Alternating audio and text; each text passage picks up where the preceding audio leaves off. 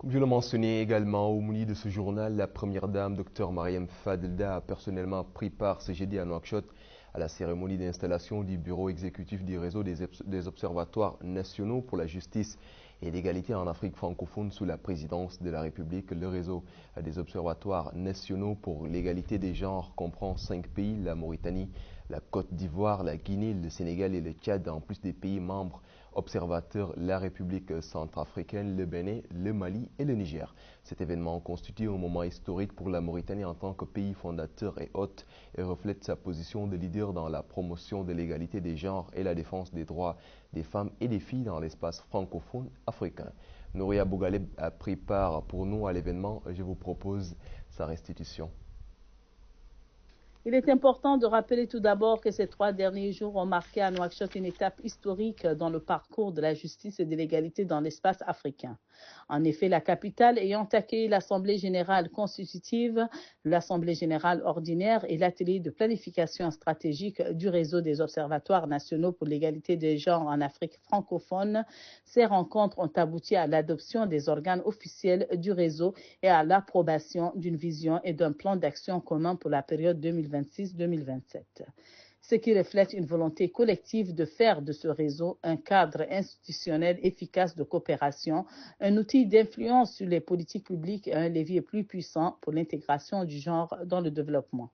Et la cerise sur le gâteau fut l'élection à l'unanimité de Mme Mahlet Talebne, présidente de l'Observatoire mauritanien des droits de la femme et de la fille, comme présidente de ce réseau continental pour une période de 2 ans. Dans son discours à cette occasion, la ministre des Affaires sociales, de l'enfance et de la famille, Mme Saviem Tentaha, a déclaré que la femme mauritanienne a le droit d'être fière de ce qu'elle a accompli au cours des dernières années, car elle représente un tiers des membres du gouvernement et plus d'un tiers des conseillers municipaux et régionaux. Et elle a une présence significative dans les corps de la justice, de la sécurité et de la défense. De son côté, la présidente de l'Observatoire national des droits de la femme et de la fille, Mme Mahlet Talebne, a déclaré que le réseau aspire à être une référence régionale en matière d'égalité et d'équité et un véritable moteur de transformation sociale dans l'espace africain francophone. La secrétaire générale de l'Observatoire national des droits de la femme et de la jeune fille, Mme Jemila Tijani Bokoum, a souligné que cette rencontre témoigne d'une volonté commune de soutenir les observatoires, de développer la coopération régionale et de donner une force supplémentaire aux efforts visant à faire progresser les droits des femmes et des jeunes filles. C'est pour nous un grand honneur d'accueillir cette rencontre qui constitue une étape importante dans le processus de construction d'un réseau solidaire et actif, œuvrant pour la promotion des droits de la femme et de la fille, ainsi que pour l'ancrage de la justice sociale et l'égalité en Afrique francophone. Votre présence aujourd'hui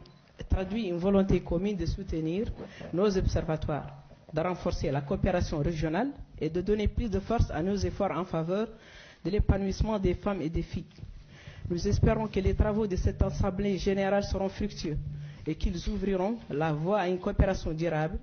contribuant à l'enracinement de la justice sociale et à la réalisation d'un développement inclusif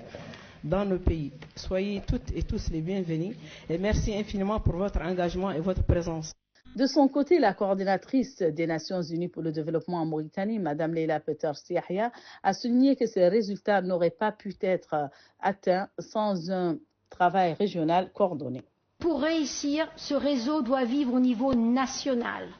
autant qu'au niveau régional. Il doit travailler en étroite collaboration avec les ministères sectoriels, les institutions parlementaires, les ONG, les associations de femmes, les jeunes femmes et les jeunes hommes, les leaders communautaires, le secteur privé, ainsi que l'ensemble des citoyens et citoyennes. Car l'égalité et la parité ne peuvent pas être atteintes sans un effort collectif, un changement de culture et une mobilisation de tous les acteurs et actrices.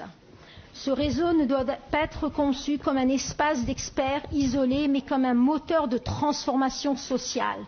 enraciné dans les réalités, à l'écoute des communautés et résolument tourné vers l'action. Le soutien des États, des parlementaires nationaux, mais aussi et surtout des partenaires techniques et financiers, notamment l'Agence française de développement et l'Agence allemande de coopération internationale, qui ont tour à tour justifié le bien fondé de leur soutien. Donc le RONGAF et plus généralement le projet de l'assistance technique Edifice reflète aussi une ambition derrière pour ce qui concerne la France. C'est cette ambition de ce qu'on appelle donc en France dans la stratégie, c'est la diplomatie féministe. Donc c'est d'accompagner les actrices et les acteurs qui œuvrent pour l'égalité entre les femmes et les hommes dans les régions et dans les différents pays à travers le monde. Ce partenariat que nous soutenons et que l'Agence française de développement que je représente, le groupe Agence française de développement, AFD comme Expertise France pour lequel je parle aujourd'hui, et plus largement l'équipe France est véritablement fière d'accompagner ce réseau ambitieux qui s'inscrit pleinement dans notre vision partagée d'un développement qui s'adresse aussi bien aux hommes mais qu'aux femmes. J'encourage le réseau RONGAF vivement à continuer ce travail vital avec la même énergie et passion afin de créer un impact durable et d'inspirer les générations futures. Continuons à travailler ensemble pour un avenir meilleur et plus équitable. Cette rencontre constitue une étape importante dans la construction d'un réseau solidaire et efficace visant à promouvoir les droits des femmes et des jeunes filles et à consolider les valeurs de justice sociale et d'égalité en Afrique francophone.